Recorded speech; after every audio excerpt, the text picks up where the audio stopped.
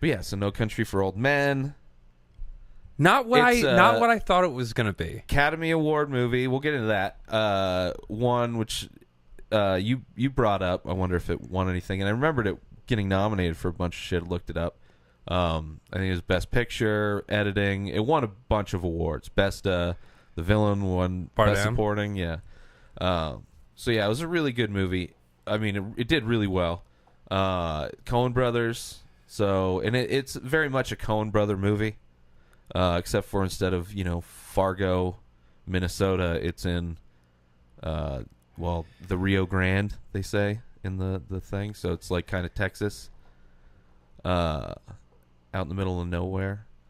But yeah, so what was your going into it, not having seen it, knowing that it got a lot of buzz a few years back? I knew, like 10 years ago. I watch enough like clip shows and shit where it's like they bring it up. Yeah. It's definitely part of the zeitgeist. I knew like how Javier Bardem played the like his weird monotone voice and him using the air gun, which I originally just thought shot air. I didn't until they explained it in the movie that it shot out a piston. That's what they used to like slaughter cow with. Mm-hmm. But I don't know. I just thought it was gonna be like. Were you expecting more action? No, I was.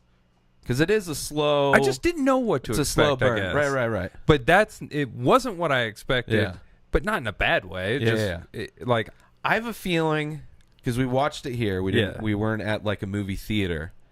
I feel this movie is way better watched in a movie theater where you're trapped in a room. Yeah. That like going to the bathroom, you have to like you think about that for, a while. Where if you're at home, you just go to the bathroom, or like go get some food or whatever. And so I think, especially since it's such a slow burn, like it can get to a point where it's like I can just leave. But then there's like when there are moments, there are important moments, either whatever. So it's a weird. I think it would play better in a theater versus no matter what kind of setup anybody has at home. Yeah, it's so easy to get distracted. Look at your phone because you're not gonna be an asshole to somebody else in a theater. Like we're on our better behavior. Theater in a theater puts you in check for usually, sure. Most people. Well, some people. But yeah, so. Yeah, so I think when I watched, I can't really remember, but I for some reason thought it was going to be more action. But there are action-y moments. They're more realistic action versus like high, like crazy, like it's nowhere near Desperado. Like the chase scenes and gun scenes and stuff like that. You're not getting a Desperado type of movie. But I think it's also set up. Because if it was better, it was faster paced during the slow parts, and like they sped it up, got rid of. Because it takes a lot of time. You're out in the middle of nowhere, so they take a lot of time with their shots. It starts with just scenic shots with a monologue by the. It's super Tommy well Lee shot. Jones. Yeah, it won best cinematography, best editing, best sound mix, and I think it's because it's like minimalist in a way. Yeah, there's like. Not a lot of characters. No. Not a lot of dialogue. Not really. There's a lot of the movie takes place we're just watching things happen, and you're being shown like the scene where the bad guy goes to. It's the typical I gotta bandage myself up scene but the way they do it versus most movies, it was just silence. There was no dialogue at all, which makes sense because most of these people are alone too. Yeah. So. Most people aren't that crazy where they just constantly talk to themselves. But there's really slow, only though. 3 characters. There's probably 3 real characters. There's probably like 10, which is not that many for an Tommy entire Lee Jones, movie. Josh Brolin, Javier Bardem, and then almost cameo with who's the guy that's going to be in the it's fucking from Cheers. Woody Harrelson. Oh, Woody Harrelson. Yeah, out of nowhere, Woody Harrelson's in it. Which, because I hadn't seen it forever, I forgot how little he's in it. Like, I clearly remember he was in it, but yeah, he's not in it for that long. But it really does remind me. when I'm watching it again, knowing how the Coen brothers do stuff, it's almost like it's very similar to Fargo in a lot of ways, because it's like a guy less humor. Gets in for sure. No sure. humor. This is not a dark comedy. Nothing funny really Fargo's going on. a dark comedy. This is just like almost like if Fargo was a Western. Kind of, but set in the 80s. Or like a super long episode of Breaking Bad that's not about the drugs, but about a drug deal gone wrong. And even the pacing of Breaking Bad, I mean, it's a TV show, but it's a lot faster. Versus this takes, and it looks beautiful, like you said, and you're seeing, a lot of it. It's kind of crazy, like the last town that they were in reminded me of Indio, which is kind of the poorer part of the desert. Yeah. So it's a lot older, and it all looks the same. That's like just this, which is kind of, has a lot of 50s kind of architecturally looking things. They it was like 50s modern or whatever. You see a lot of weird houses in the valley. Anyway, but yeah, also watching it again, I was like, man, like I remembered it being slow, but I appreciate it because I was looking at different things. I was able to I kind of know where the story's going. It also sucks because I was super drunk by the time we watched this. Yeah. So like parts of it, I'm gonna be a little fuzzy on. Right. But overall, like what my brain absorbed, yeah, I liked. But yeah. Why exactly was Bardem going after Brolin for picking up the money? Was he?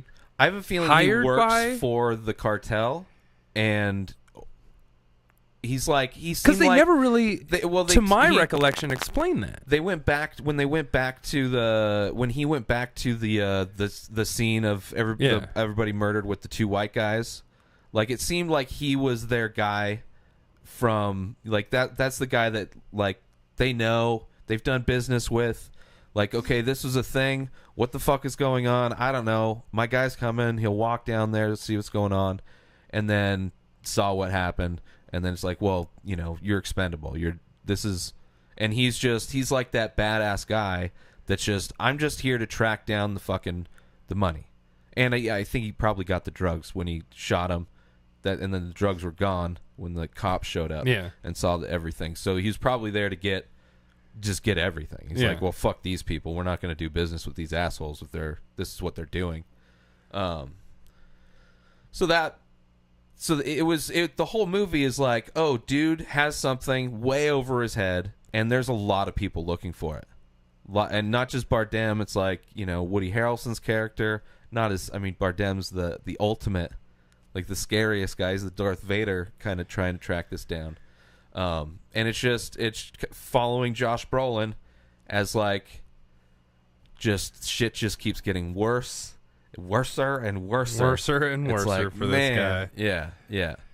So, but it's super well made, and then noticing all the repetition shit that they did, where it's there's a scene of the bad guy in Josh Brolin's trailer staring into the TV with nothing on the TV, just seeing the reflection, and then the same thing with the cop, and then there was that scene that you pointed out, the hitchhiking scene. Yeah. And then the next time he gets into a hitchhiking situation, instantly the guy gets shot in the throat. And it's another scene that's exactly the same. And then it's but way worse, sir. Instantly. And then he's running through the shut down town. I enjoyed it, but it's definitely slow. And it's it's one of those movies where it's good. It's if you want to get into film, it's a good movie, I would say, probably to study, because it's two really good directors who know what they're doing. They've had maybe a stinker or two through their career, but you make that many movies. They make great movies. There are films Spielberg's made that I've been I just don't like that movie. It's really hard to be consistent in anything. It's if your job's really hard, there's going to be times where especially in movies where a lot of people have so many people have their fingers on a giant production between editing and fucking just the actual studio that you're under being I mean, it depends we'll on who change has some shit. control. Yeah. Like, they probably have a lot of control because they make I'm a lot sure of money. they have more freedom through whoever they work with to fucking, because they know. Their name, like Spielberg, can do whatever the fuck he wants. He's just not getting notes from the studio. Nobody's telling Spielberg how to make a movie. Or James Cameron. Yeah, They're just like, you just go do your thing. Hopefully. Yeah, it's good. That's how the Star Wars dude was able to fuck his shit up, because he owned it. That's the one time a studio could have saved a franchise. If Disney bought that shit before all the reboots and shit, it's sad to say. But yeah, so this, I don't know, it's a great movie. If you haven't seen it, highly recommend seeing it. Make sure you know you're going 2009? Yeah, I think we looked it up. Something it's 2009. like that. 07. 07, shit. Close. So we really fucking missed the 10 years. Well, I probably saw it a year or two after. I probably saw it either with the buzz when it was in theaters, like, oh, this is gonna be it's probably their first Best Picture. I don't know if they'd won, because a lot of times good directors, it takes a while before they get, like, Departed was Scorsese's Best Picture. That was the first time he won Best Picture. Whoa, so this is definitely I would say this is better in comparison. Like, Departed was a great movie, but it was also a remake. But I don't know. This is so I probably saw it around that time. I'm sure. It's still 10 years. I don't know if I Brolin was great in it. Oh yeah, Tommy Lee Jones in it. Tommy Lee Jones is great. Probably one of his best performances in a movie. Like, I mean, because he's like acting. He's not like Fugitive or Fugitive 2. I thought it was just Tommy Lee Jones, though. I mean, it is, but it was him being able to be him for like huge chunks. Like, the whole monologue is him. He has a huge. His scene is the last scene.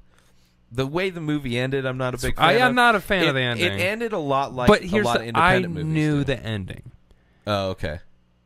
It was probably the best spoiler you could have. That way you're not as disappointed. It was just one of those clips of like most open-ended endings, like 10 most. One of them, yeah. And it was like it's like independent movies do that a lot, where they're like, you just kind of write the rest of it in your head. And what happened? What yeah. I need to know. And you're like, nah. But it's even like, it almost has, because it's like, it's got the scene with Bardem getting in the accident, and then the next scene is Tommy Lee with the ex cop, and then that's it. Those are the last two scenes. Sitting at home, he went to the retire. Well, the cop. Oh yeah, that's right. He's with his wife. He's sitting at home. That was the last one. Eating like lunch with his wife. What was the transition between him talking to that ex cop and then him talking to his wife?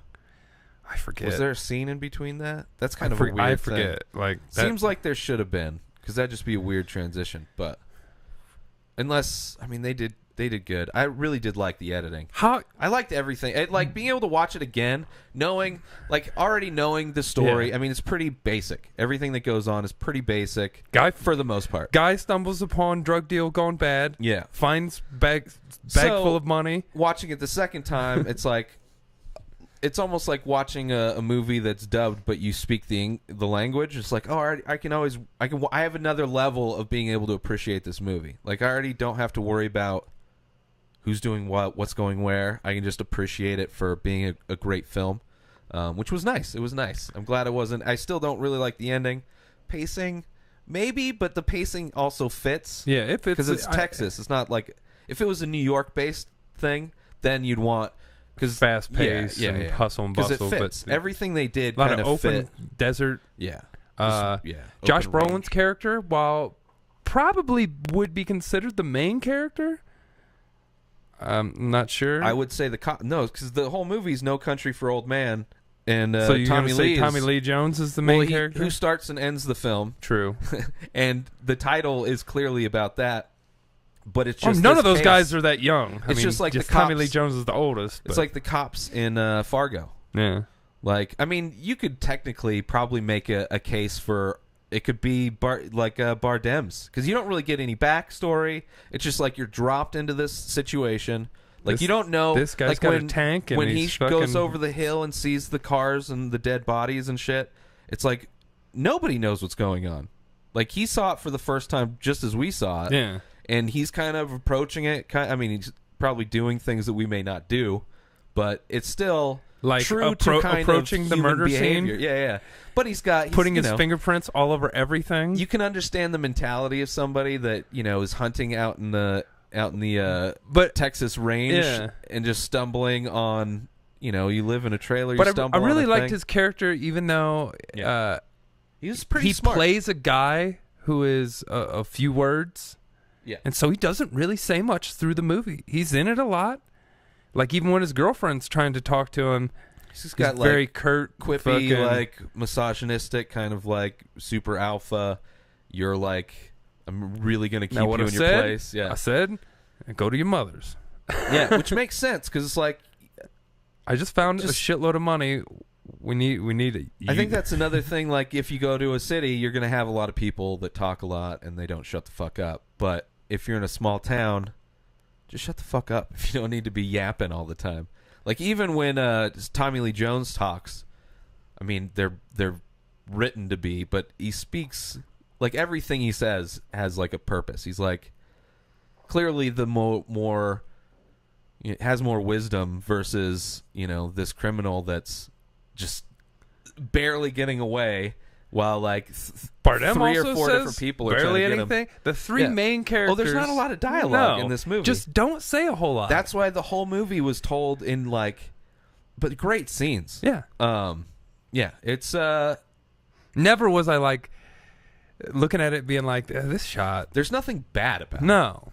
It just might not be paced, or it just might, but he's fucking, I mean, the story, There is kind of a similar movie that's getting some stuff that I watched. What is it called? It's another, like, Western kind of a movie. Hell or High Water. I'd heard a bunch of people. It's an independent movie. Like, all the great movies that came out this past year were all, like, independent movies. It seems like. There weren't, like, any big... There's probably a few big nominated shit, but that one is these guys, modern day, in Texas, small town in Texas, and, like, little satellite towns around it, robbing banks. It's a brother team, in their, like, 30s, and then I forget who the cop is. Is it Tommy Lee Jones? It's always Tommy Lee Jones. Let me see. But it's really good. It's more of it's higher pace because they're robbing banks, so there's a lot more energy to what they're doing. But it's good. Kind of remind me, just because, Texas and Western feel and all that shit. No. Who is that? God damn it.